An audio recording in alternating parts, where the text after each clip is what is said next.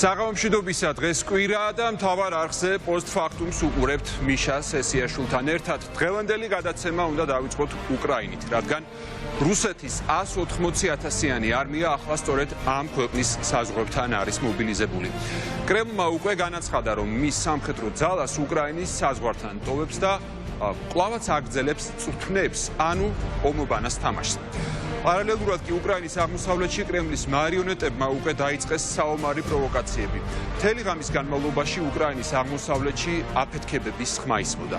პრორუსმა სეპარატისტებმა დაახლოებით 40-ჯერ გახსნეს ცეცხლი, მათ შორის დაბომბეს სასაზღვრო პუნქტი და ცეცხლში მოყვა ჰუმანიტარული მისიაც. უკრაინის შერეღებულ ძალებში არის პირველი დანაკარგიც. ახლა ზელენსკი პირდაპირ უყენებს საკითხს დასავლეთს, რომ უკრაინა ნატოში მიიღონ. Მეუბნებიან, რომ კარი ღიაა, მაგრამ ჯერჯერობით უცხო პირებს არ უშვებენ. ჩვენ გვჭირდება ღია პასუხები და არა წლების განმავლობაში პასუხგაუცემელი კითხვები, ამბობს ზელენსკი, რომელმაც ერთ კითხვას ნამდვილად გასცა პასუხი, რომ უკრაინა ბოლომდე დაიცავს თავის თავისუფლებას. ნათია ტრაპაიძე ჩაგვერთვება ახლა საომარი ზონიდან პირდაპირ ეთერში. ნათია, მოგესალმები საღამომშვიდობისა, როგორია ბოლო ინფორმაცია, ბოლო მონაცემები ფრონტის ხაზიდან? Ამ დროისთვის სიმშვიდეა და ალბათ გესმის თქვენს, რომ აფეთქებების ხმა არის მის დღის მეორე ნახევარი ასეთი მშვიდი იყო, რასაც ვერ ვიტყვით დილაზე და გასულ ღამეზე.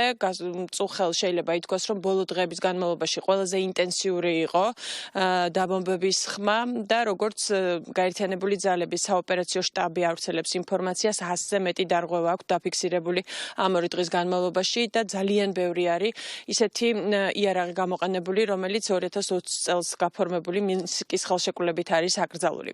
თუ გადავავლებთ თვალს ინფორმაციას, რომელსაც ადგილობრივი თავდაცვის უწყება და გაერთიანებული ძალების საოპერაციო შტაბი ავრცელებს, შეიძლება მარტივად მივხვდეთ ერთ რაღაცას, რომ უკვე გამსხვილდა იმ ჭურვების კალიბრი, რომელსაც იყენებენ უკრაინული პოზიციების მისამართი, ძირითადად იყენებენ უკვე 120-იანს, 100-იანს, 155-იანს და ასე შემდეგ.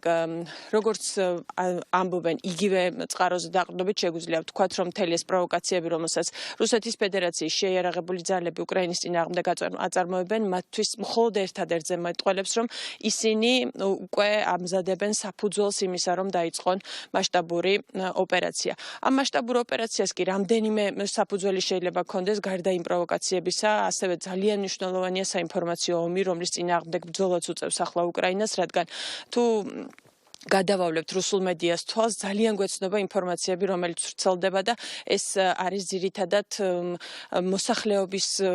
მოსახლეობისთვის გათვლილი, რომ მათ დააჯერონ, რომ თითქოს უკრაინელი სამხედროები იყენებენ რაიმე აკრძალული იარაღს ოკუპირებული დონეცკის და ლუგანსკისში მცხოვრები ადამიანების წინააღმდეგ. ყველაფერი ძალიან გავს და ძალიან ბევრს საუბრობენ, ვისაც არ უნდა დაელაპარაკო კონფლიქტის ზონაშიც კი და ამ საომარ ხაზზე. ყველა იმას გეტყვის, რომ ეს სიტუაცია მათ ერთ-ერთში ახსენებთ 2008 წლის ივლისის ბოლოს და აგვისტოს დასაწყისს, რადგან მაშინაც საქართველოში ზუსტად იგივენაირად დაიწყო ბრძოლა, ჯერ დაიწყეს გარკვეული პროვოკაციები, სროლები, ამის შემდეგ გაიყვანეს უკვე მოსახლეობა ცხინვალის რეგიონიდან და მერე უკვე აბრალებდნენ, რომ საქართველოს შეიარაღებული ძალები თავს დაესხა თითქოს მძინარე ცხინვალს. აქ ყველა ამბობს, რომ სავარაუდოდ მომდევნო ეტაპი იქნება უკრაინის შეიარაღებული ძალების დადანაშაულება იმაში, რომ ისინი თავს დაესხნენ მძინარე დონბასს და მძინარე ლუგანსკის რეგიონს და შეეცადნენ ძალით აეღოთ ტერიტორია, თუმცა ის ტერიტორიაც უკრაინის ნაწილია, ამ დროისთვის არის ოკუპირებული, თუმცა უკრაინაში ყველა დარწმუნებულია, რომ იმ შემთხვევაშიც კი თუ რუსეთი გაბედავს ფართომასშტაბიან ომს, ეს ომი დამთავრდება მათი გამარჯვებით, რადგან ისინი საკუთარ სახლს და საკუთარ მიწას იცავენ.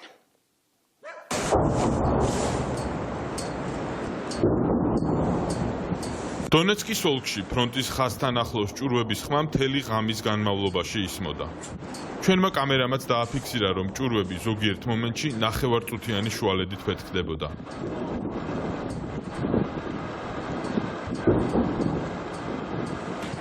უკრაინის გაერთიანებული ძალების ოპერატიული შტაბის ცნობით, რუსეთის საოკუპაციო ჯარებმა ცეცხლის შეწყვეტის შესახებ შეთანხმება უამრავჯერ დაარღვიეს. არიან დაჭრილები და დაღუპულები. Сьогодні, станом на 22 годину, რუსეთის ფედერაციის შეიარაღებულმა ძალებმა მინსკის შეთანხმება დონეცკისა და ლუგანსკის რეგიონში კიდევ ერთხელ დაარღვიეს. გასული 24 საათის განმავლობაში რუსეთის მიერ ოკუპირებულ ტერიტორიაზე რუსეთის შეიარაღებული ძალების 134 ერთეული სამხედრო ტექნიკა აღმოჩენილი. რა თქმა უნდა, ეს არ ღვევს მინსკის შეთანხმებას. ეს მიუთითებს, რომ რუსეთი აქტიურ საბრძოლო მზადყოფნას განაგრძობს და რეგიონში დამატებით დაძაბულობას ქმნის. მოკავშირეთა ძალების ქვედანაყოფების სიტუაციას ადგილზე აკვირდებიან და აკონტროლებენ რუსეთის აგრესიის მოსაგერიებლად ისინი მზადყოფნაში არიან. უკრაინის სეპარატისტული კონფლიქტის ზონაში ვითარება ბოლო დღეებია თანდათან ასეთი ფაქტებით იძაბება. გუშინ უკრაინელი მაღალჩინოსნები, მათ შორის შინაგან საქმეთა მინისტრი დენის მონასტირსკი, ფრაქცია ხალხის მსახურის თავმჯდომარე დავით არახამია და სხვა სახალხო დეპუტატები კონფლიქტის ზონაში იყვნენ და ჟურნალისტებისა და ოფიციალური პირების სიახლოვეს მალე ჭურვების ხმა გაისმა. ჭურვების აფეთქების ხმა, რომელიც თანდათან უფრო და უფრო ინტენსიური ხდება, ფრონტის ხაზთან ახლოს მყოფ მოსახლეობას შიშში აცხოვრებს. დონეცკის ოლქში განვითარებული მოვლენების კვალი ამ კორპუსს ისევ ატყვია. შენობა უკრაინული ძალების მიერ კონტროლირებადი ტერიტორიის საზღვარზე დგას და 2014 წელს დაპირისპირებული ძალების ეპიცენტრში მოხვდა.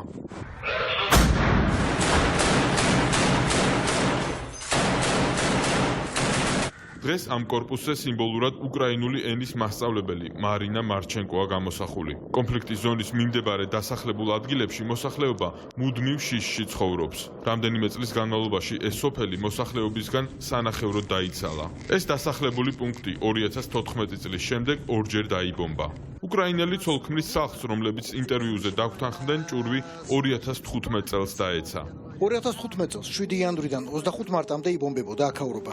ჭურვის სახურავს დაეცა, შუშები ჩაიმსხვრა, კარიც დაზიანდა. ყველა გაიხიზნა. ჩემს შვილიშვილს ამის მერე თვითფრინავის ხმა რომ ესმოდა, მაგიდის ქვეშ იმალებოდა. ბებო, ომიაო? არ გვინდა ომი, მშვიდობა გვინდა. მას შემდეგ სახლი საქველმოქმედო ორგანიზაციების დახმარებით აღადგინეს. ყავთ ძროხა და კატა ვასია. თითქოს ცხოვრება ხელახლა დაიწყეს და ახლა ყველაფერი თავიდან იწყება. მშვიდობა გვინდა რომ ბოლოს და ბოლოს ჩვენი დონეცკი ჩვენი იყოს. მომბეზრდა ეს რუსეთი. ამ უაზრობის ყურება და ამ ტყუილების მოსმენა. მინდა რომ ბოლოს და ბოლოს მშვიდობა იყოს და ჩვენ ძველებურად ბავშვებთან ერთად დონეცკში წავიდეთ ხოლმე და ვისეირნოთ ლამაზ პარკებში. წავიდეთ ცირკში, თეატრში, კინოში. ჩვენ ხომ ახლა ამ ყველაფერს მოწყვეტილები ვართ. ჩვენი ქალაქი ევროპული დონის ქალაქი იყო და ახლა რად გადააქციეს. ლამის სტალინის პლაკატები ჩამოკიდეს. ქალაქი 80-იან წლებში დააბრუნეს. ომის დაწყების მცდელობა ქართული სცენარით მიდის. მაშინაც 3-4 დღით ადრე რუსეთმა ვითომ დევნილების გაყვანა დაიწყო და მათ იცავდა. აქაც ამბობენ, რომ რუს ხალხს და რუსულ ენას იცავენ. ფრონტის ხაზის სიახლოვეს ეს რამდენიმე დღეა ჭურვების ხმა კი ესმით, მაგრამ მაინც იმედი აქვს, რომ ომი არ იქნება. მართლა არ ვიცი რა იქნება. მშვიდობა გვინდა, როგორც ადრე იყო, მეტი არაფერი გვინდა. რა თქმა უნდა, გვეშინია თუ ყველაფერი ისევ ისე იქნება, როგორც 2014 წელს მოხდა, მაშინ ეს ძალიან საშიში. დღეს ვლადიმერ ზელენსკიმ სეპარატისტულ ძალებს მოუწოდა დაუყოვნებლივ შეწყვიტონ ცეცხლი. მან ასევე თქვა, რომ უკრაინა მხარს უჭერს სამშვიდობო მოლაპარაკებებს სამმხრივი საკონტაქტო ჯგუფის ფარგლებში, სადაც უკრაინა მონაწილეობს რუსეთთან და ევროპის უსაფრთხოებისა და თანამშრომლობის ორგანიზაციასთან ერთად. ფრონტის ხაზზე ახლა სიმშვიდეა, როგორც გითხარით, დღის მეორე ნახევარში აფეთქებების ხმა არ ისმოდა, თუმცა თუ ბოლო დღეების პრაქტიკას გავითვალისწინებთ, რამდენიმე საათში შესაძლოა ისევ დაიწყოს რუსეთის შეიარაღებულმა ძალებმა თავდასხმა უკრაინის შეიარაღებული ძალების პოზიციებზე. აქედან რამდენიმე კილომეტრში, 100 კილომეტრში კი კიევის ცენტრში დღეს უკრაინის მხარდამჭერი აქცია გაიმართა, მოძრაობა სირცხვილიამ და მარიამ გეგუჩაძემ დააორგანიზეს ეს აქცია და ამ სოლიდარობის აქციით მათ უბრალოდ უნდათ თქვათ, რომ შეიძლება საქართველოს ხელისუფლება პასიურობდეს მეგობარი ქვეყნისთვის მხარდაჭერის გამოხატვაში, თუმცა ისინი ასე არ თვლიან, არ იზიარებენ იმ პოლიტიკას, რომელიც ქართულ ოცნებას აქვს დღეს და იდგებიან ბოლომდე უკრაინელი ხალხის გვერდით.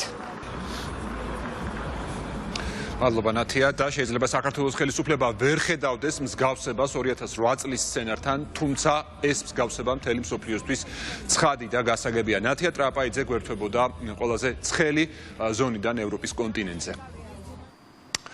და თუ ეს ყველაფერი პუტინის ავანტიურა მივიდა საბოლოო ჯამში სრულმასშტაბიან საომარ მოქმედებამდე, ეს იქნება ომი ევროპაში, რომლის მსგავსი კონტინენტს 1945 წლის შემდეგ აღარ უნახავს.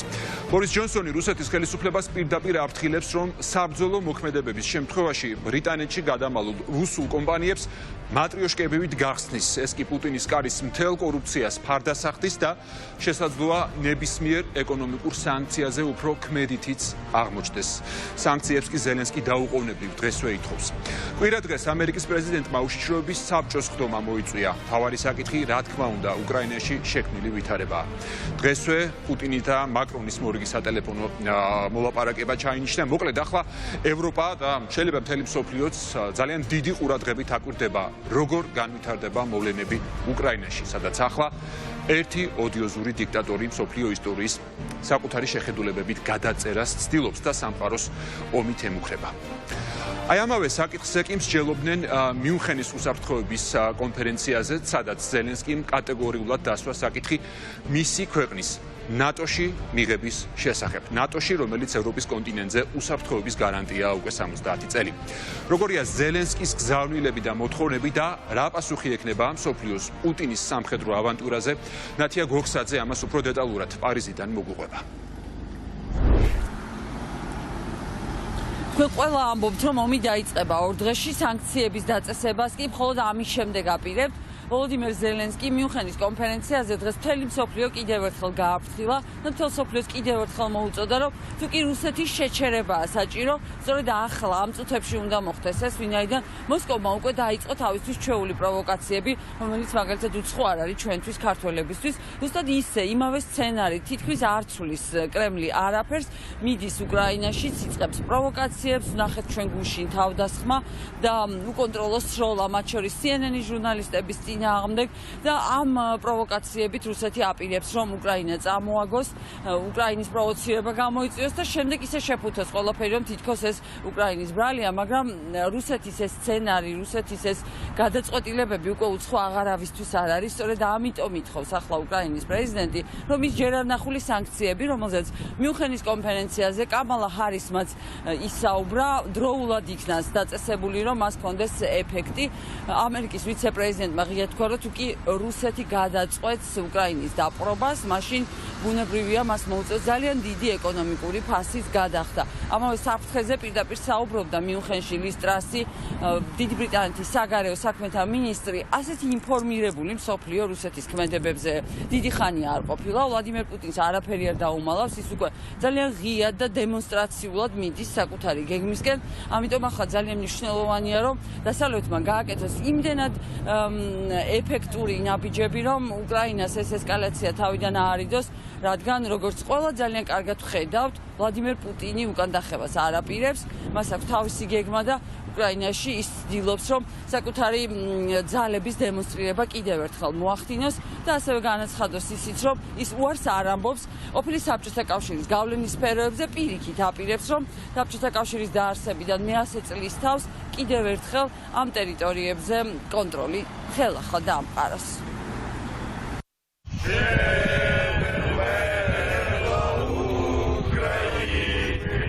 უკრაინისთვის გადაშლილი წიგნი საქართველოა. 16 თებერვალს ყველა რომ ომის დაწყებას ელოდა, ზელენსკი მთელს ქვეყანას ჰიმნი ამღერა. 2008 წლის 1 სექტემბრის მაგალითით, რომელიც ჩვენც სხვებისგან გადმოვიღეთ, კერძოდ ბალტიელებისგან. ახლა გვესმის სროლა, წავედით, გავიქცეთ. ეს ნიშნავს, რომ ახლო-მახლო ალბათ დივერსიული ჯგუფია, რომელიც ჩვენსკენ მოიწევს. ამიტომ აქაურობა სასწრაფოდ უნდა გავეცალოთ. თან აფეთქებებიც ისმის. კრემლის პროპაგანდის სამზარეულოს დიდი ხანია ყველა ჩაწვდა. რუსი ჟურნალისტის გარშემო რომ მისივე ჯარისკაცები დარბიან და ომის იმიტაციისთვის ჰაერში ისვრიან, ევროპელებს კი არა, ბურკინა-ფასოელებსაც აღარ უყვირთ. რუსის ყველათაობის პროპაგანდისტი ერთი სახელმძღვანელო წიგნითაა ნაკეთები. ცხინვალიდან 3 აგვისტოს დაზრული ავტობუსები ხომ გახსოვთ? დონბაში ახლა ეგ ეტაპია. აფეთქებული მანქანები ხომ გახსოვთ? ეგ ეტაპიცაა დონბაში. კავკას 2000 რის შემდეგ ჯავაში შემორჩენილი რუსული ბატალიონებიც ხომ არ დაგვიწყებიათ? ეგ ეტაპი დღეიდან დადგება. რუსეთ-ბელარუსის სწავლების დასრულების შემდეგ ჯარები დისლოკაციის ადგილებში რომ არ დაბრუნდებიან. ვხედავთ ჯარის გადაადგილებას, მაგრამ ვერ ვხედავთ გაყვანას. რუსეთის ძალა უკრაინის საზღვართან გამუდმებით იზრდება. მოსკოვს თითქოს არც აღელვებს, რომ არავინ უჯერებს. 2008-იდან განსხვავებით. სატელიტური ფოტოები ყველასთვის ხელმისაწვდომია. მარტივი ილუსტრაცია, რომ უკრაინის საზღვართან გაშლილი სამხედრო ბანაკი, რომელიც თითქოს გაუქმდა, 12 დღეში სინამდვილეში 10 ჯერ გაიზარდა. რეალური წინააღმდეგობები გვაქვს. პუტინი ამტკიცებს, რომ დონბასში გენოციდი ხდება. ეს რა თქმა უნდა სასაცილოა, მაგრამ ასეთი ნარატივი აქვს. სრული უფლება გვაქვს უკიჟინოთ დასავლეთს. 2008-ში რომ იგივე ბიჭები ყოფილიყავით, არც 2014 და არც 2022 ასეთი არ გათენდებოდაო. თუმცა არც დასავლეთის მაგარ ბიჭობით მოხიბლა ღირს. ზელენსკის კითხეთ წვრილად ჩამოგითვლით. წამყვანი ქვეყნის ერთ ლიდერს ვესაუბრე. მითხრეს რამდენიმე დღეში ომი დაიწყება. უპასუხე დაუწესეთ სანქციები მეთქი. არა, ომი რომ დაიწყება, მერე ვიზამთო. მე აღარ მჭირდება სანქციები, როცა დაიწყებენ ჩვენს დაბომბვას, როცა საზღვრები გაქრება, როცა ჩემს ქვეყანას დაიპყრობენ. რა თავში ვიხლი მერე სანქციებს? უკრაინელების ბრძოლა საკუთარი მიწისთვის ძალიან ჰგავს იმას, რაც საქართველოში ხდება ბოლო 30 წელია. აღმოსავლეთ და სამხრეთ უკრაინა დიდწილად რუსულენოვანია, მაგრამ აღმოჩნდა, რომ ამას არ ჰქონია დიდი გავლენა. პატრიოტიზმს არ ჰქონია ენობრივი გამოხატულება. ბევრი რუსულენოვანი ძალიან დიდი პატრიოტია. და დონბასში იარაღით იბრძვის. გონი კრემლი ხვდება, რომ ვერ მოახერხა უკრაინაში დიდი მეხუთე კოლონის შექმნა. სიდიდე ფარდობითია. მეხუთე კოლონა უკრაინელებს არ აკლიათ. იმ მეხუთე კოლონას არ აკლია ფული. რამდენიმე ოლიგარქის ჯიბიდან, რომელიც ყოველთვის რუსეთს იყო მიბმული. მაგრამ ის გავლენა არ აქვს, რაც დაფინანსება. და მისთვის არც ყბაში მოდება ითვლება ცუდ ტონად. რაც პირდაპირ ეთერში დაემართა ერთ ცნობილ პუტინის ნესტორ შუფრიჩს. უკრაინელთა დაღვრილმა სისხლმა იმდენ იქნა, რომ ისტორიის გადახედვაც კი დაიწყო. ცნობილი დოქტრინა, რომ კიევი არის აკვანი სამი ერის და რომ ყველანი აქედან წამოვედით. უკრაინული ისტორიოგრაფია დღეს იხრება იქითკენ, რომ უკრაინელებისა და დღევანდელი რუსების ეთნოგენეზისი სხვადასხვა, რომ უკრაინელები არიან სხვა წარმოშობის და რუსები სხვა წარმოშობის. უკრაინამ სერიოზულად მოკიდა ხელი საქმეს, რომელიც რთული მისატანია ბოლომდე. წარმოსათქმელადაც კი ჭირს დესოვეტიზაცია. ეხმარება ის, რომ ერთგვარი ილუსტრაციის კანონი წლების წინ აქვს მიღებული. ყველაზე მეტად კი ეხმარება კაცებისა და ქალების მზაობა შეეწირონ ქვეყნის დაცვას. რუსულმა პროპაგანდამ მხოლოდ შიდა აუდიტორიის ნაწილის დარწმუნება შეძლო. უკრაინის საერთაშორისოდ აღიარებულ საზღვრებში შეჭრა სამშობლოს დაცვაა. ამისთვის მე-13 ხელფასსაც მოიკლებს რუსეთის ხალხი. დონბასში 600,000 ადამიანი უკვე რუსეთის მოქალაქეა. კონსტიტუცია გვავალდებულებს დავიცვათ მათი უსაფრთხოება. დონეცკისა და ლუჰანსკის სახალხო რესპუბლიკებად წოდებულმა მარიონეტებმა გუშინ საღამოს სრული მობილიზაცია გამოაცხადეს. კომისარიატებთან რიგები დადგა. ამათ ომში წასვლა არჩიეს ციხეში წასვლას. ჯერ არავინ ჩანს მოსკოვში, ყაზანის ვокზალზე კარავში გახსნილ გადასატან კომისარიატთან. თუმცა პუტინს საზარბაზნე ხორცი არც ისე აკლია. ამერიკელები ამტკიცებენ 190,000 კაცი უკვე შეაგროვაო. რუსეთის ყველა რეგიონში კი ყოველდღე იღებენ ათობით ვიდეოს. მთელი ეს ტექნიკა უკრაინისკენ მიდის ბალისტიკური რაკეტების ჩათვლით.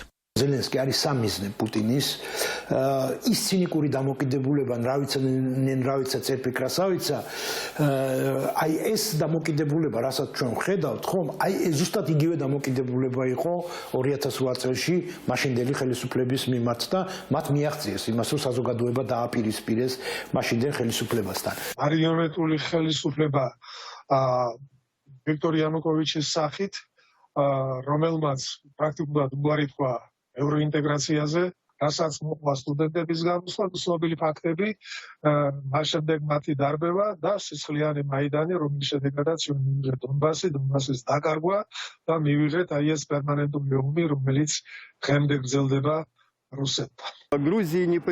საქართველოს გეოგრაფიაში არ გაუმართლა. უკრაინა კი ევროპის შუაგულშია. დასავლეთი აქტიურია, რადგან მიხვდა, რომ რუსეთი თუ შეუტევს, სხვა ევროპული ქვეყნების ჯერიც დადგება. პირველ რიგში მათი, ვინც 1989 წლიდან უწევდა წინააღმდეგობას. ბალტიის ქვეყნები, პოლონეთი, ჩეხეთი, სლოვაკეთი და სხვები. დასავლეთის აქტიურობა რომ არა, რუსი დნეპრამდე შარშანაც გავიდოდა. ეს ნამდვილად ახალი ფაქტორია. პირველ რიგში პუტინისთვის, რომელმაც 22 წელი და მრავალი მილიარდი დაახარჯა იმ დასავლეთის საკუთარ ჭკუაზე გადასაწყობად. ბოლოს კი მეგობრად მხოლოდ ეს შერჩა. კონფლიქტში შეიძლება მთელი კონტინენტი ჩაერთოს. ვხედავთ დასავლელი პოლიტიკოსების ჭკუან აკლულობას. ამ ორის ურთიერთობაში არის რაღაც ენტომოლოგიური. ლუკაშენკას მთელი მსოფლიო ულვაშა ტარაკანს ეძახის.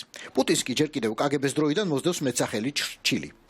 ამ წერების მეგობრობამ უკუშედეგი გამოიღო. დასავლეთმა ისევ გაერთიანება დაიწყო. ამ კრიზისმა დაგვანახა შეერთებულ შტატებთან ურთიერთობის მნიშვნელობა. ორმა მსოფლიო ომმა და ცივმა ომმა დაამტკიცეს, რომ ევროპის უსაფრთხოება არ არსებობს შეერთებული შტატების გარეშე. რუსის სალდატს უკრაინაში საქართველო არ დახვდება. სხვა ზომისა და წონის მოწინააღმდეგე ელოდება სხვანაირი მხარდაჭერით. ამას აუცილებლად იგრძნობს, როგორც კი იქამდე ტანკით მივა. იაპონური ექსკავატორით რომ ამოთხრის რუსულ ტანკებს მერე. ომში ასე თუ წავალთ, ხახოლები რა თქმა უნდა მოგვიგებენ. თავარია დროშა ხომ ასწიეს. 1, 2, 8 ტანკი. უკრაინისკენ მარტო უგზობა არა, გზაც რთულია.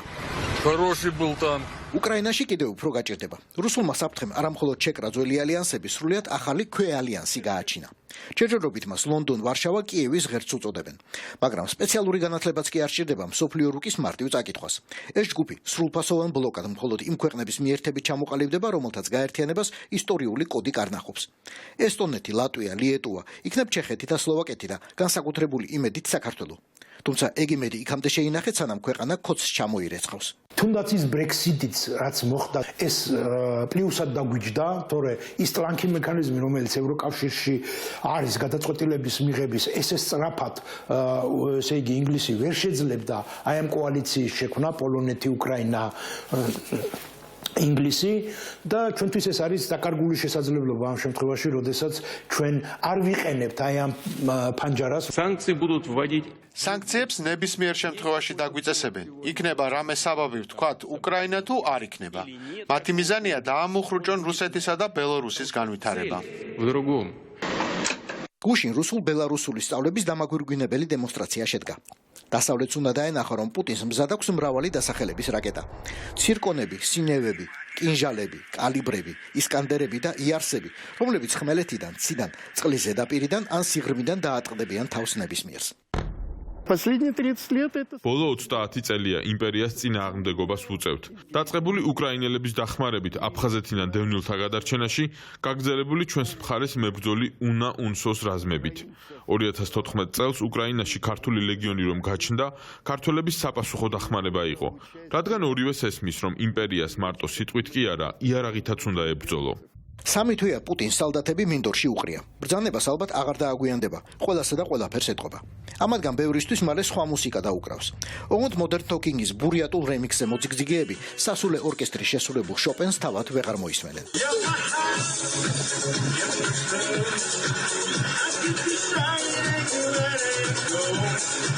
ქონდა გათვლა პუტინს, რომ ძალიან დიდი რაოდენობა ლტოლვილების მიაწყდებოდა ევროპას და ამას კიდე გამოიყენებდა იმ ერთიანი პოზიციის არ შექმნისკენ ევროპაში, მაგრამ ჩვენ დავინახეთ, რომ თუ შევაჯამებთ შედეგებს, ეს ბრძოლა პუტინმა წააგო. სამშაბათისთვის მოსკოვში შეყრიან პარლამენტის ორივე პალატას. ყველა დარწმუნებულია, რომ უკრაინის აღმოსავლეთით ორი ახალი სახელმწიფოს საღიარებლად. 22:02 2022. ოკულტიზმით გატაცებულ პუტინს შეიძლება ციფრების მაგიაც ხიბლავს. 08:08:08 არ იყოს. და მეორე დღესაც კარგი თარიღია, მამულის დამცველთა დღე. იმათი დღესასწაულისას მეზობელთან შესაჭრელად მიზეზი არასდროს უძებნია. არა, ამხანაგო ლენინ. საით გაგიწევიათ? დონბასისკენ. თქვენ კი უკრაინაში? კიევში. ეს ძალიან მნიშვნელოვანია, ვითარება ძალიან დაიძება. მოვალენი ვართ დავეხმაროთ უკრაინელ ხალხს. დადის ხმები, რომ კიევში ნაციონალისტური პარტიები ურევენ ყველაფერს. დიახ, ცენტრალური რადა. ამხანაგი ნაციონალისტები უკრაინას გახრეტილ შაურად გაჰყიდიან. ეს საქმე ჩვენი ბოლშევიკების გასაკეთებელია. სხვა ვერავინ იზამს.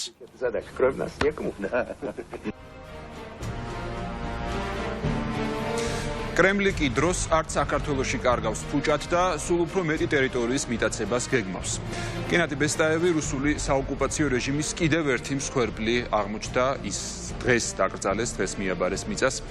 ეთნიკურად ოსი ბესტაევი მხოლოდ იმის გამო დაისაჯა სამაგალითოდ, რომ არ ეგუებოდა უსამართლობას და მის ყუთვნილ ეზოში გავლებულ მავთულ ხლარს. ის რამდენჯერმე იყო მოტაცებული რუსი ოკუპანტების მიერ. ორწლიანი პატიმრობის შემდეგ კი რეჟიმმა ქართულ მხარეს მხოლოდ ძიმე ინსულტის შემდეგ გადმოსცა, როცა ის უკვე სიკვდილის პირას იყო. თუმცა რუსი სამხედროები არც ამ სახელსა და გვარზე აპირებენ გაჩერებას და არც მათ მიერვე გავლებულ მავთულ ხლართებზე. ახლა ცხინვალის ეგრეთ წოდებული ხელისუფლება საოკუპაციო პერიმეტრის გაფართოებას და ეგრეთ წოდებული ისტორიული ოსეთის გადაცემას ითხოვს. ყოველ შემთხვევაში მოლაპარაკებებზე ამ საკითხს აყენებს. ისტორიულ, გეოგრაფიულ აბსურდს კი ოკუპანტები გაურკვეველი საბჭოთა დეკრეტით ამართლებენ, რომელსაც ახლა ქართულ მხარესთან შეხვედრების დროს სერიოზულად განიხილავენ. მაგალითად, ოკუპანტებს თვალი უჭირავთ თრუსოს ხეობაზე, რაჭის ნაწილზე, საჩხერის ტყეებზე და გაგიკვირდებათ და ბაკურიანზეც კი. საქართველოს ხელისუფლების არ გაღიზიანების პოლიტიკის საპასუხოდ კი ოკუპანტების მადა არათუ წლიდან წლამდე, დღიდან დღემდე იზრდება. მათ უკვე სადემარკაციო სამუშაოებიც კი დაიწყეს გარკვეულ მონაკვეთებზე. ვაინა! დავიტოვეთ გადადიმე. დღეს საკუთარი სამშობლოს, საქართველოს მიწას კიდევ ერთი პატრიოტი, ეთნიკურად ოსი, გენადი ბესტაევი მიაბარეს. კაცი, რომელიც დაუპირისპირდა უსამართლობას. კაცი, რომელმაც ვერ აიტანა მავთულ ხლართების საკუთარ ეზოში. კაცი, რომელიც არ შეეგუა ოკუპაციას. ყველაზე მძიმე ტრაგედია არის ის, რომ საკუთარი სახლიდანაც კი ვერ მოხდა მისი გადასვენება სასაფლაოზე, იმიტომ რომ მის სახლები არის, მისი სახლი და მისი ეზო არის მავთულ ხლართებით შეღობილი. სამწუხაროა, რომ ჩვენ აი აქ დღეს ვდგავართ და არც ერთი წარმომადგენელი ცენტრალური ხელისუფლებიდან არ გვინახავს. არც პირველი პირები, არც მეორე, არც მეხუთე. საოკუპაციო რეჟიმის მიერ გენადი ბესტაევი საზღვრის უკანონო კვეთის ბრალდებით 5 ჯერ იყო დაკავებული და მხოლოდ ღმერთმა უწყის, რა ჯოჯოხეთი გამოატარეს მას ცხინვალის ციხეში. იმ საოკუპაციო საზღვრის კვეთის გამო, რომელიც მისსავე ეზოში გადიოდა. ფაქტობრივად ის ოკუპანტების მხრიდან არის მოკლული, ის მომაკვდავი გადმოგვიგდეს 2 წლის თავზე აქეთ მხარეს და უკვე ექიმებმა სამწუხაროდ მისი გადარჩენა აქეთ უკვე არაოკუპირებულ ნაწილში ვერ მოახერხეს. ვინ იქნება შემდეგი მსხვერპლი? ყოფილი ჯარისკაცი მამუკა ჩხიკვაძე, რომელიც რუსმა სამხედროებმა ჩვენს მიერ კონტროლირებადი ტერიტორიიდან მოიტაცეს და ხვალზე უკანონო განაჩენი უნდა გამოუტანონ? თუ უკვე მე-6-ე დაკავებული ლაშა ხეთერელი, რომელიც ოკუპანტების მიერ გავლებულ მავთულ ხლართებს, რომლებსაც სახელმწიფო საზღვარს ეძახიან, ჯიუტად არ აღიარებს და ოკუპირებულ ტერიტორიაზე დარჩენილ ნათესავებთან სტუმრობას არ იშლის. იქნებ ვალერი კანიაშვილი და კახა ბერნათაძე, ან იქნებ ზაზა მეგრელიშვილი და თამას გოგიჩაშვილი, რომლებიც გასული წლის 15 დეკემბრის შემდეგ ცხინვალის ციხის ტყვეები არიან, ან იქნებ სეპარატისტული დროშის დაწვისთვის ბრალდებული ირაკლი ბებუა, რომლის არსებობაც საქართველოს მთავრობას პრაქტიკულად დავიწყებული აქვს. ჩვენი მოქალაქეების ბედი კვლავ არის გაურკვეველი. ჩვენი ხელისუფლება მაქსიმალურად ცდილობს, რომ ისევ გრადუსი აღშფოთების და საზოგადოების ჩართულობის დაწიოს დაბლა და ეს ადამიანები დატოვოს ბედის ანაბარა. გამოცდილებით ჩვენ ვიცით, როგორც კი საზოგადოება, ასე ვთქვათ, თავის ინტერესს და თავის, ასე ვთქვათ, აღშფოთებას სხვა საკითხებზე მიმართავს და გატაცებულების საქმე როგორც კი მიჩუმათდება, ეს გატაცებულები ბოლომდე ისჯიან, იხდიან იმ სასჯელს, რასაც უსჯის საოკუპაციო რეჟიმი.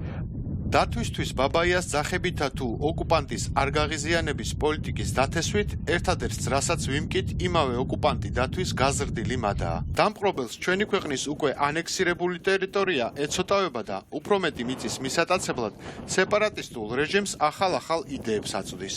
ამგვარ აბსურდულ იდეათაგან უკანასკნელი ბუნებაში არ არსებულ ისტორიულ ოსეთსა და მის ტერიტორიას უკავშირდება. ლეგენდა ისტორიულ ოსეთზე იმდენად დიდ ტერიტორიებს მოიცავს, რომ შეიძლება ითქვას ისტორიული ოსეთი ნახევარი საქართველოა. ისტორიულ ოსეთში იმ საზღვრებში, რაზეც საოკუპაციო რეჟიმი და მათი, ასე ვთქვათ, უფროსობა ოცნებობს, გაცილებით დიდ მასშტაბებზე გადის, ვიდრე ვინმეს წარმოუდგენია. ამ საზღვრებში შედის მთელი დარიალის ხეობა, თრუსოს ხეობა ბუნებრივია, მათი არის და ამაზე აქტიურად დღესაც იბრძვიან და აქტიური პრეტენზიებიც აქვთ და ეს ალბათ კიდევ ცალკე ამბათ უნდა მოუყვეთ. ეს საზღვრები ფაქტობრივად პირველად ჩამოდის მლეთამდე და ერთ-ერთი რუკით დედაქალაქი ხდება მცხეთა. შედის ასევე ბორჯომი და ბაკურიანი. ნახევარი რაჭა. მოკლედ ისტორიული ოსეთი უზარმაზარი სახელმწიფოა. ჩვენთვის ირონიული ისტორიული ოსეთის თემა თავად სეპარატისტული რეჟიმისა და მისი უფროსი ძმისთვის ძალიანაც სერიოზული საკითხია, რომლის განსახორციელებლად კონკრეტული ქმედითი ნაბიჯების გადადგმა უკვე დაწყებული აქვს. ეგრეთ წოდებული ისტორიული ოსეთის საზღვრების აღდგენისას სამხრეთ ოსეთის დე-ფაქტო ხელისუფლება ეყრდნობა დოკუმენტს, რომელიც მე-20 საუკუნის 20-იან წლებში საქართველოს გასაბჭოების შემდეგ არის შექმნილი. ესენი ხელმძღვანელობენ ეგრეთ წოდებული 1922 წლის დეკრეტის ნომერი 2-ით, დეკრეტი ნომერი 2, ესე ეძახიან და ეს არის რაღაც ზოგადი აღწერილობა, ფაქტობრივად არის ერთ გვერდიანი, რომელშიც როდესაც წაიკითხავთ აი ამ დეკრეტს, მისი ინტერპრეტირება შესაძლებელია ნებისმიერად, ანუ როგორც გინდა ისე მოახდენ მის ინტერპრეტაციას და მისი განხილვა რაღაცა მოცემულობად ან რუკად ან სახელმძღვანელოდ არის მხოლოდ და მხოლოდ მათ ფანტაზიებში. ამ დეკრეტის ინტერპრეტირებად შინაარს დე-ფაქტო ხელისუფლება მუდმივად სათავისოდ. თანაც მხოლოდ იმ შემთხვევებში იყენებს, როცა დოკუმენტში მონიშნული გეოგრაფიული ერთეულები მათი კვაზი სახელმწიფოს ტერიტორიის გაფართოებას ემსახურება. სხვა შემთხვევებში კი სულ სხვა წლები, სულ სხვა რუკებით ხელმძღვანელობს. ფაქტიურად პანდორას ხუთის ეფექტის რისკი შეიქმნა. მაშინ, როდესაც დე-ფაქტო ხელისუფლება ფაქტიურად აი ჩრდილოეთით, ამ შემთხვევაში საჩხერის მიმართულებით პერევის საგუშაგოს კონტექსტში საუბრობდა 1968 წლის რუკაზე, 15 კილომეტრით სამხრეთით დაახლოებით, ხო, ანუ საუბრობდა ეგრეთ წოდებულ 1922 წლის რუკაზე, რომელიც რუკაც არ არის. ეს იყო რაღაც ტექსტური ჩანაწერი, რომლის საფუძველზეც შექმნეს ეგრეთ წოდებული რუკა და რომლის საფუძველზეც ისინი აპელირებდნენ, რომ ეს იყო თითქოს და ისტორიული ოსეთის მიწა, არა და იყო ჩვეულებრივი ხაშურის რაიონის ერთ-ერთი სოფლის ტერიტორიული სეგმენტი, რომელზეც რუსეთის დანაყოფები არც 2008-მდე და არც 2008-ის შემდეგ არ ოპერირებდნენ. ეს შემდგარი ფაქტია, ეს დე-ფაქტოებმაც იციან და თავადაც რუსებს ჰქონდათ დადასტურებული. პირველი საგანგაშო სიგნალი იმის თაობაზე, რომ სეპარატისტულ რეჟიმს ჩვენი ქვეყნის ტერიტორიების მიტაცების მადა გაიხსნა 2019 წლის ზაფხულში. გეგუთიანთკარში ხელახალი ბორდერიზაციის პროცესის დაწყებისას წამოვიდა. მათ გააკეთეს ის, რომ ფაქტიურად ეს მავთუხლართები 67 მეტრით შიგნით შემოწიეს, რაც პირდაპირ მანიშნებელი იყო, რომ მანამდე გავლებულ 52 კილომეტრიან, 53 კილომეტრიან ზოლზე უკვე ფიქსირებული ღობეები, მავთუხლართები, ესეც კი შეიძლება დამდგარიყო კითხვის ნიშნის ქვეშ და შესაბამისად ახალი პრობლემები ჰქონოდა თბილისის ცენტრალურ ხელისუფლებას. უკვე მიტაცებულ ტერიტორიაზე ახალი საზღვრის გავლებისას საქართველოს იმჟამინდელი ხელისუფლების ყურადღების ცენტრში ერთი ძალიან ნიშანდობლივი და საგანგაშო ფაქტი მოექცა. პირველად მოხდა მთელი ამ რამდენი ლამის 10 წლიანი ისტორიის განმავლობაში, როდესაც ბორდერიზაციის ფაქტები ფიქსირდებოდა 8-9 წლიანი ისტორიის განმავლობაში, როდესაც ბორდერიზაციის პროცესი მთლიანად წარიმართა დე-ფაქტო ხელისუფლების ძალების მხრიდან, აქ არ იყვნენ ჩართული რუსეთის FSB-ს წარმომადგენლები. ეს ასევე მანიშნებელი იყო, ერთ-ერთი ინდიკატორი იყო, რომ ბორდერიზაციის პოლიტიკის კონტექსტში ფაქტიურად ქონდა რაღაც ახალი ელემენტი, რომელიც რუსეთის სტრატეგიულ მიზნებს და ამოცანებს, რომ აი ჩვენ აქ არ ვართ. თქვენ შესაბამისად თბილისი ელაპარაკოს ცხინვალს და თბილისი ელაპარაკოს სოხუმს, ეს იყო ძალიან მკაფიო საოპერაციო დონეზე დადასტურებული ფაქტი. ამის შემდეგ იყო ჩორჩანას კრიზისი და სეპარატისტული რეჟიმის ერთი შეხედვით სრულიად უსაფუძვლო პრეტენზიები. თუმცა როგორც მოგვიანებით გაირკვა, სამხრეთ ოსეთის დე-ფაქტო ხელისუფლებას 1922 წლის დეკრეტზე დაყრდნობით შექმნილი რუკის მიხედვით საქართველოსთან პრეტენზიები კიდევ 28 ტერიტორიულ სეგმენტზე ჰქონდა. ჩვენ გვაქვს ზუსტად ის ხაზი, ის რუკა, რომელიც საოკუპაციო რეჟიმმა გაამზადა და რომელიც მოიცავს დამატებითი 209 კვადრატული კილომეტრის ოკუპაციას. ჩვენ ზუსტად ვიცით ის ადმინისტრაციული საზღვარი, რომელიც 2008 წელს აღიარა რუსეთმა მკვაზი რაღაც წარმონაქმნისთვის. და ჩვენ ზუსტად ვიცით სად გადის ეს ხაზები. ეს არის 1991 წლის ავტონომიური ოლქის ადმინისტრაციული საზღვრები, რომელსაც დღეს ესენი აქცევენ ბრჭყალებში სახელმწიფო საზღვართ. ის 209 კვადრატული კილომეტრი, რაზეც ჩვენ ვსაუბრობთ და რომელიც ახალი გეგმა არის და ამ ისტორიული ოსეთის ნაწილია, ეს 209 კვადრატული კილომეტრი არის ახალი ოკუპაცია იმ ტერიტორიების, რომელიც 2008 წლის ომის შედეგებში არ განიხილება. ეროვნული უსაფრთხოების საბჭოს აპარატის ყოფილი უფროსი კახაბერ ქემოკლიძე აღიარებს, რომ ხელისუფლების მაღალი თანამდებობის პირების დიდ ნაწილს ეგრეთ წოდებული ბორდერიზაციის არსის ძირეული გაგება ძალიან უჭირს და მავთულ ხლართების გავლებას მხოლოდ აგრესორის ტექნიკურ ქმედებად აღიქვამს. არადა მისი აზრით, ბორდერიზაცია რუსეთის მიზანმიმართული და კარგად ორკესტრირებული პოლიტიკის ნაწილია, რომელიც ჩვენი ქვეყნის ოკუპაციის გზაზე ორი მთავარი მიზნის მიღწევას ემსახურება. პირველი, ბატონ კარასინს უყვარდა ხოლმე ამის თქმა, რომ არ არსებობს სახელმწიფო საზღვრების გარეშე შესაბამისად სამხრეთ ოსეთის რესპუბლიკას მისი გაგებით აუცილებლად სჭირდებოდა ფიქსირებული საზღვრები, ამიტომ ბორდერიზაცია იყო მათი გაგებით სამხრეთ ოსეთის რესპუბლიკის, ეგრეთ წოდებული რესპუბლიკის საზღვრების ფიქსაციის პროცესი.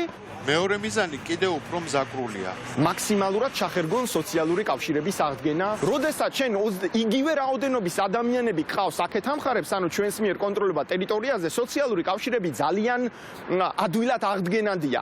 ამიტომ შენ ადამიანებს თუ მისცემ თავისუფალი გადაადგილების საშუალებას, ერთმანეთთან გასვენებებში, ქორწილებში, დაბადების დღეებზე კომუნიკაციის საშუალებას ძალიან მარტივია აქ ეთნიკური კონფლიქტის შემადგენელი არის მინიმალური.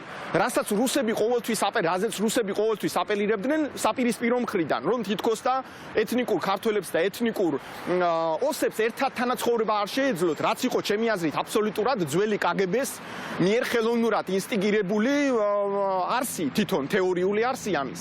ქვეყნის ტერიტორიულ თუ საზოგადოების მენტალურ ოკუპაციას კიდევ უფრო მტკივნეულ პროცესად აქცევს საქართველოს მთავრობის მიერ არჩეული სრული უძრაობის პოლიტიკა, რომელსაც მტერთან კოლაბორაციის მძაფრი სურნელი ასდის. ამას არ ქვია, არ გაღიზიანება ჩვენი ხელისუფლების მხრიდან. მე ვთვლი, რომ ეს არის უბრალოდ ჩაბარება ჩვენი ქვეყნის, აი თითო მეტრობით, კილომეტრობით, ეხლა 209 კილომეტრი შემოხაზული აქვს არა ოსეთს, ეგრეთ წოდებულ ოსეთს, არამედ რუსების მითითებით და ხვალდაზე შეიძლება ერთ დღეს გავიღვიძოთ და ორი სოხუმის ხელა ტერიტორია უკვე წაღებული კონდეს. საზოგადოების დიდი ნაწილი მთავრობის ასეთ პოლიტიკას რატომღაც შეეგუა და ხმას მხოლოდ ძალიან კრიტიკულ მომენტში, ისიც ძალიან იშვიათად იღებს. საზოგადოება არის გაუსული, ხმას არ იღებს, ნიჰილიზმი, თითქოს ეს სადღაც სხვაგან ხდება. აი ასეთი რაღაც ხდება ჩვენ ქვეყანაში, საზოგადოებაში. ეს არ ხდება სხვაგან, ეს ჩვენთან ხდება. ეს მიწა დღემდე ხო ჩვენმა მამა-პაპამ აქამდე მოგვიტანა. ჩვენ რა გვჭირს? სად ვართ, რა გვინდა? რიტორიკული კითხვებია, რომელზე პასუხებიც არ გვაქვს. არც თითოეულ ჩვენგანს და როგორც ჩანს არც მთლიანად საზოგადოებას. და ვიდრე ასეთ გაურკვევლობაში ვართ, კარგავთ მიწებს და რაც მთავარია, კარგავთ ადამიანებს.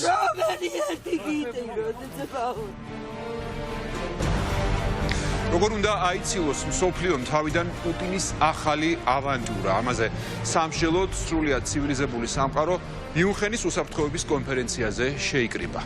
იქვე ჩავიდა საქართველოს პრემიერ-მინისტრიც და უნდა ვივარაუდოთ, რომ მისი მთავარი ინტერესი უნდა ყოფილიყო ის, როგორ დაიცვა საქართველოს თავი აი ამ ცოცავი ოკუპაციისგან და აი ამ ახალი პრეტენზიებისგან, რომელიც ყოველდღიურად მოდის კრემლისგან. მაგრამ საინტერესოა მაინც რისთვის ჩავიდა ღარიბაშვილი მიუნხენში. აი ამ რთულ დროს გაგიკვირდებათ და საქართველოს პრემიერმა დრო გამონახა კრიპტოვალუტების ბირჟის ხელმძღვანელობასთან შესახვედრად. შემდეგ კი ბულგარეთის პრემიერსაც შეხვდა. ბულგარეთი კი გაგახსენებთ კიდევ ერთი პოლიგონია საქართველოსთან ერთად, რომელიც ეგრეთ წოდებული კოლ-ცენტრებით ფულის მოსაპარად გამოიყენება. ღარიბაშვილს ეს საკითხები როგორც ჩანს განსაკუთრებით აღელვებს, რადგან ტრანსნაციონალური დანაშაულის მფარველობის გამო საქართველოს მოქმედ ხელისუფლებას შეიძლება საერთოდ სანქციებიც კი დაეკისროს. დღეს პოსტფაქტუმში პირველად მსხვერპლი თავად მოყვება, როგორ მუშაობს ბოროტების მანქანა, რომლითაც ევროპელ პენსიონერებს მთელი ცხოვრების დანაზოგს, მთელი ცხოვრების ნაშრომს პარავენ. ჩვენ რამდენიმე ასეთი მსხვერპლი აღმოვაჩინეთ. ერთი მათგანი ინტერვიუზეც დაგვთანხმდა და ამ დანაშაულებრივ სამყაროში სრულიად სხვა რაკურსით შეგვახედა. მოხუცის ვინაობას ჩვენ განგებ არ გავასაჯაროებთ, რომ ის დამატებითი რისკების წინაშე არ დავაყენოთ. რაც დანამდვილებით ვიცით, მას სწორედ თბილისიდან ერთ-ერთი ასეთი კოლ-ცენტრიდან, ერთ-ერთი ასეთი დაწესებულებიდან დაურეკეს. მარწმუნებდნენ, რომ ყველაფერი კარგად იქნებოდა და ამაში სახიფათო არაფერი იყო. თამამად უნდა დამერიცხა ფული კრიპტოვალუტებზე სავაჭროდ. ტელეფონით მიკავშირდებოდნენ და თავი აგენტად გამაცნეს. ბოლოს ისიც კი იცოდნენ, რამდენი იდო ჩემს ანგარიშზე. მათ მიზას, როგორც ახლა ხვდები, სწორედ ეს წარმოადგენდა, როცა ჩემს ანგარიშზე შევდიოდი, ისინიც პარალელურად საკუთარი კომპიუტერიდან დისტანციურად უყურებდნენ ჩემს ეკრანს. ყველაფერი იცოდნენ ჩემს შესახებ. ახლა ვერ ვიჯერებ ეს როგორ დამემართა. ხანდახან მინდა რომ რაღაც იმედი მაინც მქონდეს, რომ ერთ დღესაც ყველაფერი დაემბრუნდება. ამ ამბავს ოჯახს 1 წლის მანძილზე ვუმალავდი. ბოლოს საარსებო ფული რომ არ მქონდა, ძალღონე მოვიკრიბე და ყველაფერი ვუთხარი, რა სისულელეც დამემართა. ადამიანი, რომელიც პოსტფაქტუმთან საუბარს დათანხმდა, ბრიტანეთში ცხოვრობს. ჩვენ მის სახელსა და გვარს შეგნებულად არ ვასახელებთ. ის ერთ-ერთი მათგანია, ვისაც ნაგროვები პენსია საქართველოდან ფიშინგით მოხპარეს. ახსოვს, როგორ დაუკავშირდნენ პირველად და კრიპტოვალუტით ვაჭრობა შესთავაზეს. მაშინ COVID პანდემია იყო და ისიც დიდ დროს სახლში ატარებდა. პირველადი შენატანი სწორედ მაშინ გააკეთა. თავდაპირველად 30,000 გირვანგა სტერლინგი ჩამარეცხინეს, რომელზეც მითხრეს, რომ რაღაც თანხა ემატებოდა. რაღაც დროის მერე მკითხეს, დაინტერესებული ვიქნებოდი თუ არა დამატებით კიდევ ერთხელ გამეკეთებინა ინვესტიცია, რომელიც ხელს შეუწყობდა უკვე ახალი კრიპტოვალუტის შეძენას. ინვესტიციას ვაგრძელებდი და ვაგრძელებდი. მხოლოდ დეკემბერში გავიგე, რომ რეალურად დიდ ჩარში ვიყავი. აქ ადგილობრივ პოლიციას განუცხადე, თუმცა მათ ეჭვი სულ სხვა ქვეყნებზე ჰქონდათ. უთხრეს, რომ ყველაფერი კარგად მიდიოდა და თუ კი სურდა, რომ მისი მოგება ნელ-ნელა გაზრდილიყო, მასაც თანხა უნდა გაეზარდა. თუმცა საბოლოოდ მთელი საპენსიო დანაზოგი $100,000-ზე მეტი მისი ანგარიშიდან გაქრა. თავიდან ყველაფერი კარგად მიდიოდა. მითხრეს, რომ თანხა თამამად დამედო, რადგან მათ მსოფლიოში 10,000-მდე კლიენტი ყავდათ. მითხრეს, ახალ კრიპტოვალუტაში ინვესტიციის გაკეთება უსაფრთხო იყო, რადგან მათ 16 მილიონამდე ინვესტიცია ჰქონდათ უკვე გაკეთებული. პირველი კითხვა იყო, თუ რამდენს ჩავდებდი მე. უპასუხე, რომ თუ კი მსოფლიოს მასშტაბით ამხელა სანდოობა ჰქონდათ, მზად ვიყავი ნაგროვები თანხა ჩამედო. მეორე დღეს დამირეკეს WhatsApp-ი და მითხრეს, რომ მილოცავდნენ, რადგან ჩემმა ინვესტირებამ შედეგი გამოიღო და ახლა მე თანხა გამიორმაგდა.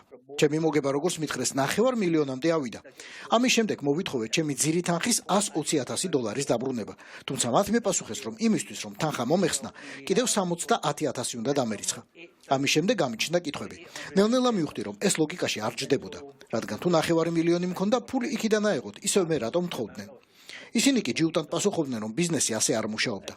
ამ დროს მივხვდი, რომ საქმე სქემერებთან მქონდა. როცა ანგარიში უნდა დამეხურა, ჩემი თანხაცა და ისინიც გაქრნენ. მე სამართალდამცავებს მიმართე, თუმცა ისევ არ ვიცი რა ხდება. რეალურად ვინ მომპარა ყველაფერი.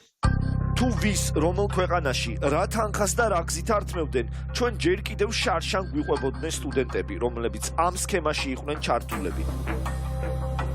როდესაც ასეთ კომპანიებს არსებენ სხვადასხვა სახელები აქვთ, რაც ძირითად შემთხვევაში უკავშირდება კომპიუტერულ მომსახურეობას, ჩვენ შემთხვევაში და არა მარტო ჩვენ შემთხვევაში ძირითადად თავს აცნობენ და ჩვენც ვაცნობდით, როგორც პროგრამისტები, როგორც IT ტექნიკოსები, რადგან მარტივია ამ ყველაფერს თავი შეაფარო და თქვა, რომ ხარ ტექნიკოსი, ნამდვილად ყავდა ჩვენც ტექნიკოსები და შეგეძლო გეთქვა, რომ ნამდვილად უწევდი დახმარებას მომხმარებელს. ახალგაზრდებს თავაზობენ ძალიან კარგ განაზღაურებას იმის ფონზე, რა მდგომარეობაც ახლა არის ჩვენს ქვეყანაში, თუმცა შეუძლებელია ფარველობის გარეშე ამხელა კომპანია არსებობდეს ქვეყანაში და თან ამდენი და არ იცოდეს სახელმწიფო ამის შესახებ. ტრანსნაციონალურ დანაშაულში საქართველოს უკანასკნელი 2 წლის მანძილზე მსოფლიოს ერთ-ერთ მთავარ ჰაბად იქცა. სახელმწიფო უსაფრთხოება თითქმის ყველა პოლიტიკურად აქტიურ პირს უსმენს, უთვალთვალებს, მათ შორის დიპლომატებსაც. და აქედან გამომდინარე გონივრული ეჭვის ფარგლებში ჩვენ პირდაპირ ვიძახით, რომ ამ ეგრეთ წოდებულ კოლ-ცენტრებს, თაღლითურ კოლ-ცენტრებს ფარველობს სახელმწიფო უსაფრთხოება.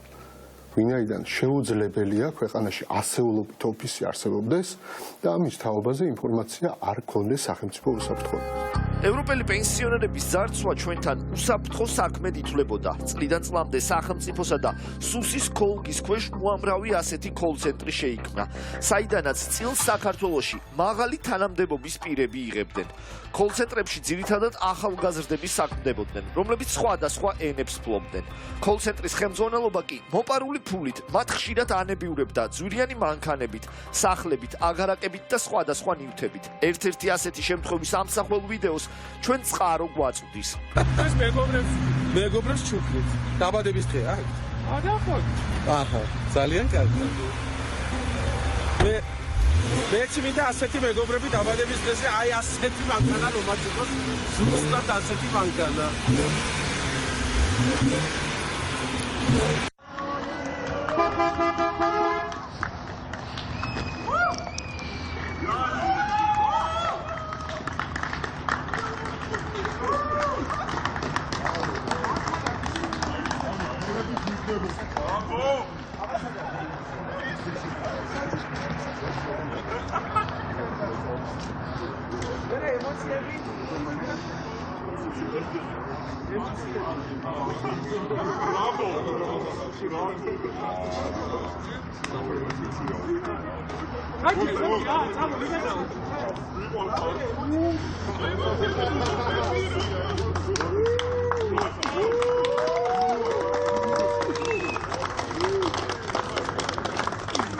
ზედველია სიტუაცია ასეთ კომპანიებში ძირითად შემთხვევაში იმხელა არის მათი შემოსავალი, რომ ანებიურებენ ძალიან მსუყესად ჩუქრებით, როგორც შეიძლება იყოს დასვენება საზღვარგარეთ, ან მანქანა, ან მობილური, ან შეიძლება იყოს ეს კომპიუტერი. ძალიან დიდი შემოსავალი აქვს. სწორედ ასე გამოიყურება ერთ-ერთი კოლ-ცენტრიც, რომელსაც ჩვენ ეხლა ვასაჯაროვებთ. არის მაგიდები, შეხედან გარკვეული რაოდენობა ადამიანების, წრიულად, ყველგან შეიძლება ესე არ იყოს, მაგრამ მე სადაც ვიყავით, ესე იყო, რომ წრიულად არის კომპიუტერები. გაქვს ხურსასმენები და იმისთვის, რომ ბევრი დარეკვა მოახერხო, ასე ვთქვათ, კომპიუტერში გაქვს ეიდები, ეგრეთ წოდებული ქართულად რომ ვთქვათ, სია, რომელშიც არის ჩამოწერილი ადამიანის სახელი, გვარი, იმეილი, ელექტრონული მისამართი და ტელეფონის ნომერი. მუსიკა არის ჩართული საკმაოდ რიტმული, რომ ადამიანის გონება არ მოდუნდეს. ბონუსი თითქმის ორმაგი აფიქსირებული წერა. ეკავდნენ და მომხმარებლებს, ასე ვთქვათ, აცნობდნენ თავს, რომ კონკრეტული კომპანიის წარმომადგენლები იყვნენ და სურდათ მათი დახმარება. მეც ესე ვიყავი თავიდან. და ჩემი ნიკნეიმი იყო ჯონი. პოლიცია მხოლოდ ფასადურად ებრძოდა უკანასკნელი წლების მანძილზე კოლ-ცენტრებს, ისიც იმ შემთხვევაში, თუ საქმეში ევროპელი სამართალდამცავები ერთვებოდნენ. მათი წასვლის შემდეგ კი დამნაშავეები გირაოთით თავისუფლდებოდნენ. ევროპაში დაბრუნებული შვედი, ფრანგი თუ გერმანელი სამართალდამცავები დარწმუნებულები იყვნენ, რომ დანაშაული აღკვეთილია და ციხეში დამნაშავეები დიდი ხნით დარჩებოდნენ. თუმცა რამდენიმე კვირაში გირაოს სანაცვლოდ გამოსული თაღლითები ახალ შპს-ს არეგისტრირებდნენ და ხშირად ერთსა და იმავე პენსიონერს რამდენიმე კოლ-ცენტრიდანაც ურეკავდნენ. სწორედ ეს გახდა ბოლო წვეთი, რომ საელჩოების დონეზე საქართველოს მთავრობის მაღალჩინოსნებთან შეხვედრაც გაიმართა, რაზეც ნიკა გვარამიამ საკუთარ ეთერშიც ისაუბრა. ევროკავშირის ელჩები შეხვდნენ პრემიერ ღარიბაშვილს და ძალიან მძიმე საუბარი იყო, მოითხოვეს ცალკე შეხვედრა ლილუაშვილთან და პირდაპირ ასე ვთქვათ სქემის შემოქმედს შეხვდნენ, ასე ვთქვათ, და იყო უმძიმესი საუბარი ასევე და დაიწყო რეალურად ამ ყველაფრის დახურვა. თუ არ ყავს კონკრეტულ უწყებებში მფარველი და ეს არ არის დაბალი დონის მფარველი, აუცილებელია რომ იყოს აუცილებლად მაღალი დონის მფარველი ამ ბიზნესში და ამ კოლ-ცენტრების სქემაში ვერ ჩაერთვები. ეს ისეთივე მარტივი თემა არის, რა ვიცი, როგორც აი ნებისმიერ ბიზნესს რო იწყებენ, აუცილებელია ამ ბიზნესის დაწყების დროს რომ გამონახო მფარველი და მე ყველაფერი კარგად არის, ესეთი მფარველები არიან. კონკრეტული ადამიანების მეშვეობით მე უკავშირდებიან მაღალჩინოსნებს, ეგრეთ წოდებული ატკატის სანაცვლოდ ხდება მე ბიზნესების დაკრიშვა. უცნაური დამთხოვა იყო ისიც, რომ გადაცემის შემდეგ მეორე დილასვე დაიწყო დაუნდობელი ბრძოლა პროკურატურამ ტრანსნაციონალური დანაშაულებრივი ჯგუფების წინააღმდეგ. ეხა სუსის შენობაში მიმდინარეობს მუშაობა, თუ რომელი კოლ-ცენტრები უნდა დაიკეტნონ, ვინ უნდა ბრჭყალებში გაიწიროს და ვინ უნდა დარჩეს.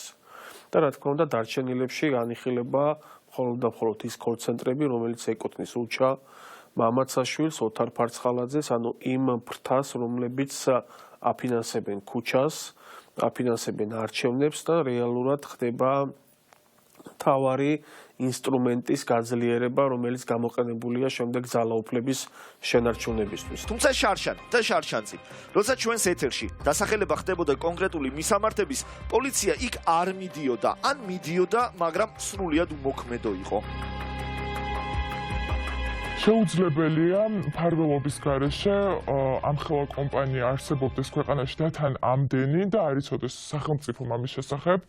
სწორედ ამიტომ ეს ყველაფერი მაფიქრებინებს იმას, რომ ვიღაც მფარველობს მათ და არ ამგონია ეს ყველაფერი უანგაროდ ხდებოდეს, რაღაც სარგებელს სავარაუდოდ სახელმწიფოც ნახულობს ამ ყველაფრისგან. როგორც კი ევროპელი სამართალდამცავები ტოვებენ ქვეყანას, ისინი თავისუფლდებიან სხვადასხვა პირობებით. რა თქმა უნდა, ეს მათი გათავისუფლება უკვე აღარ ხმაურდება. იყო ისეთი შემთხვევები, როდესაც მისამართზე მისვლის შემდეგ ხდებოდა კოლ-ცენტრების ინფორმირება და ისინი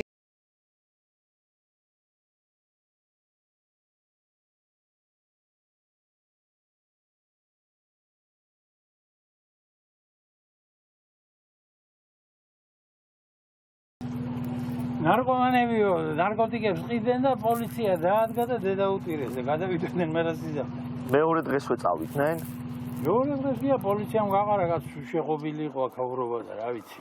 ხო, ეხლა რო დავაკაკუნო სხვები არიან. სხვები არიან კი, ვიღაცები არიან. ჭავჭავაძის 30 ნომერში მოწყობილია ამ დროსაც აი ახლად ფუნქციონირებს ეგრეთ წოდებული კოლ-ცენტრი, რომელიც არის უჩა მამაცაშვილის. ასე იყო ოპოზიციის ბრიფინგზეც რამდენიმე დღის წინ, როცა ლევან ხაბეიშვილი კონკრეტულ მისამართზე მივიდა. პოლიციას ინფორმაციაც მიაწოდა, თუმცა პოლიცია არ დაინტერესდა, რა ხდებოდა შენობაში. სასაცილო მდგომარეობაში ჩაიგდო თავი პოლიციამ, მილიციამ, უკვე თამამად შეგვიძლია თქვა, იმიტომ რომ მე თქვი სუსის შენობასთან, რომ აი კონკრეტულ მისამართს ვასაჯაროებ, ეს არის ჭავჭავაძის 30 ნომერი, მე-19 სართული, სადაც არის უჩა მამაცაშვილის კოლ-ცენტრი და აი აქედან ახლა მივდივარ იმ ოფისში და ასევე პოლიციელებს მოუწოდე, რომ იქ არის დანაშაულებრივი თაღლითური ჯგუფი.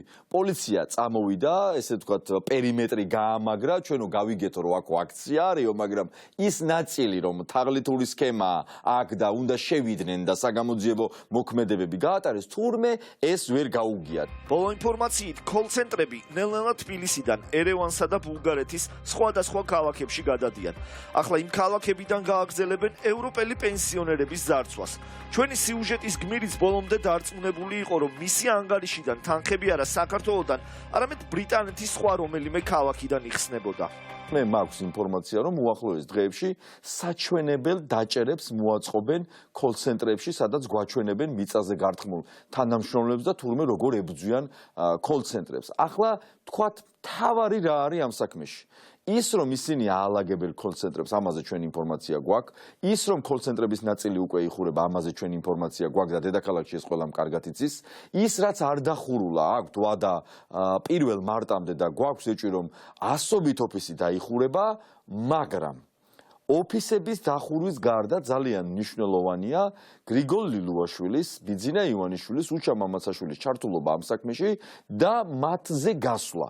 ისინი არიან შეწუხებულები და შეშინებულები იმის გამო, რომ საბოლოო ჯამში ევროპელი გამომძიებლების კვალი გავა მათზე და მათ ისინი იქნებიან სანქცირებულები. წყაროზე დაყრდნობით არსებობს უტყუარი ინფორმაცია, რომ საჩვენებელი დაჭერები უახლოეს დღეებში კიდევ უფრო მასშტაბურ სახეს მიიღებს, მაგრამ არ გაიწირებიან მაღალი თანამდებობის პირები. ისინი, ვინც კოლ-ცენტრებს წლების მანძილზე ხელს აფარებდა. ამჯერად სპეცოპერაციები ძირითადად პატარ-პატარა კოლ-ცენტრებისა და მათი თანამშრომლების აყვანით დასრულდება. ჩვენ უკვე ვნახეთ თუ როგორ იმართებოდა საქართველოსთან გლობალური თაღლითური ქსელი და როგორ იპარავდნენ ევროპელებისგან საპენსიო დანაზოგებს. თუმცა დაცულები არც საქართველოს მოქალაქეები არ არიან. მართალია ჩვენი თანამოქალაქეების დანაზოგები და საბანკო ანგარიშები ახლოსაც ვერ მივა შეძლებული ქვეყნების მოქალაქეების ფინანსებთან, მაგრამ აი ამ შედარებით მოკრძალებულ საყბილოსაც თავისი წილი მტაცებელი გამოუჩნდა. ფიშინგი, ყალბი, ინტერნეტ მაღაზიები და ცნობილი კომპანიების საიტებს მიმსგავსებული ვებგვერდები უკვე ყოველდღიურობად იქცა. ზოგჯერ ცრუ გვერდებსა თუ რეალურ ინტერნეტ კომერციას შორის განსხვავების დანახვა პროფესიონალებსაც კი უჭირთ. მაგალითად, ადამიანი ყიდულობს ფეხსაცმელს ან ააქტიურებს თვითონ მისთვის ექსკლუზიურად გამოგზავნილ სასაჩუქრე პაკეტს და თვალის დახამხამებაში თანხები ანგარიშიდან უყვალოდ ქრება. კიბერსივრცეში დამნაშავეების კვალის მიგნება და მათი პასუხისგებაში გადაცემა კი ქართულ სამართალდამცველებს კიდევ უფრო უჭირთ ვიდრე რეალურ ცხოვრებაში. და თაღლითებიც ასე დაუსჯელად აგრძელებენ ჩვენი მოქალაქეების ძარცვას. საშინელება იყო. ნამდვილად. არავის არ უსურვებ ესეც სტრესს. ანუ სტრესი გადავიტანე ჩვეულებრივად.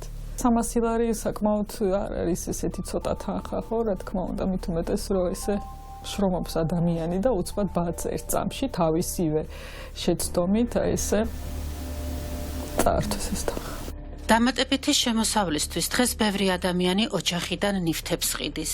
ძველი ხალიჩის გაყიდვა ანჟელიკამაც გადაწყვიტა. ფოტოები გადაუღო და განცხადება ინტერნეტის საშუალებით ატვირთა. ის რომ ამ საიტზე თაღლითები ჩასაფრებულები არიან და უამრავ ჩვენს თანამოქალაქეს ფულს პარავენ, ამის შესახებ მან არაფერი იცოდა. წერს რუსულად, это товар доступно, ну მე დავწერე კი доступно. მომწონსო და მინდაო შეძენაო და მეთქი კი ბატონოო და საკურიერო მომსახურება მინდა საქართველოს პოსტის მეშვეობითო და ლინკს ჩაგიგდებო და ეს ლინკი შეავსე და კურიერი მოვა და ხალიჩას წაიღებსო. მეოვარო ბორჯომშიო. მე არა მაკარტა, ну მეუღლეს გაუგზავნე და უთხარი რომ ეს მეთქი და შეავსო თავისი საბანკო რეკვიზიტები. და მწერს ეგრევეო, ჩამინიცხეს კი არა პირიქით, ჩამომეჭრა ბარათიდან 300 ლარი.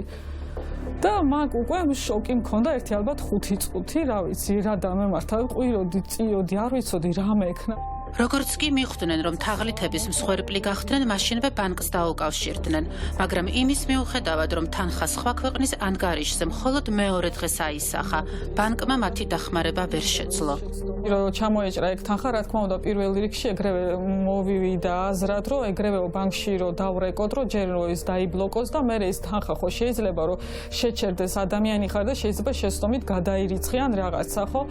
და ნუ გვითხრეს, რომ არაო იმ ტრანზაქციას ჩვენო ვერ შევაჩერებთო და ვერ შეაჩერეს ის და თანხა დაუჭდათ მეორე დღეს უკრაინაში თავიანთ ანგარიშზე. ანჟელამ პოლიციასაც მიმართა, თუმცა დახმარების იმედი არც იქ მისცეს. წავედი პოლიციაში. რომ მივედი, ნუ იცით როგორი იყო, ანუ ის იყო რომ შენ ვერ დააბრუნებ მაგას არანაირი, რა ვიცი როგორ გითხრათ, ანუ იმედსაც რო არ გაძლევენ. გამოდის რომ შენი ხალიჩა, შენი ფულით იყიდეო. აი ესე გვიპასუხა რა და ცოტა სასაცილოდ ჩაგვიგდო საქმე. 50,000 ლარზე თამაშობს IT ბიზნესის ექსპერტი ზურაბ მუნჯიშვილი. მივხვდი რომ შემიძლია პრინციპში რაღაცა მეც გამოუტყუო ჩემთვის ესე რომ ვთქვათ მატერიალურ ფასადზე. 10,000 ლარი. ო, მაგარია. მართალია ზურაბ მუნჯიშვილმა გადაცემა ყველაზე ჭკვიანში ფული მოიგო, მაგრამ თაღლითების მსხვერპლი მაინც გახდა და საბანკო ანგარიშიდან თანხა მასაც მოპარეს. Facebook-ზე თავაზობ დამატებით რაღაცა ჩვენთვის ახალი წელი არ დამთავრდა თუ რაღაცა ეგეთი. შედიხარ შიგნით. ნიგ აბსოლუტურად ჩემო ბატონო გამოდის ჩვეულებრივი ინტერნეტ ბანკის ვებსაიტი, აკრიფავ მე მოგდის SMS-ი ბანკის ნომრიდან. კრიფავ ამ ნომერს და მე უკვე ნახულობ ზუსტად 2 წამში, რომ ჩემი ანგარიშიდან მოიხსნა ფული. ვიღაცა ტატიანა ლარინა იღებს ჩემ ფულს. იმის, რომ ამ საქმეს ვინმე გამოიძიებს და დაზარალებულებს დაეხმარებიან, ზურას არ ჯერა. ესენი ბლოკავენ ამ ანგარიშს და გეუბნებიან, რომ ეხლა ამას გამოიძიებენ. და ეს არის სისულელი, ეს არის თავიდან მოშორება დაახლოებით ჟურნალისტებს რო აგზავნიან პრეს-ცენტრთან, ისე გამაგზავნეს მე შსს-ში. ზურამ პოლიციას არ მიმართა, თუმცა თვლის, რომ გამოძიება საჭიროა, თუნდაც იმის, რატომ მაშინვე არ იბლოკება ასეთი თაღლითური საიტები. ზუსტად 3 დღის მერე და მაგ ეს სკრინი გაკეთებული, ზუსტად ანალოგიური საიტი ჩნდება Facebook-ზე, ანალოგიური რეკლამა. ჩემი შემთხვევის მერე IT უსაფრთხოების სამსახურიან კიბერ უსაფრთხოება არ ვიცი როგორც ქვია, საერთოდ იგნორია გაკეთებული სოციალურ ქსელებში მათი სახელით გასულ ნებისმიერ რეკლამაზე. ან რეკლამა იქნება, ეს პოსტი იქნება, თუ ამას მნიშვნელობა არ აქვს.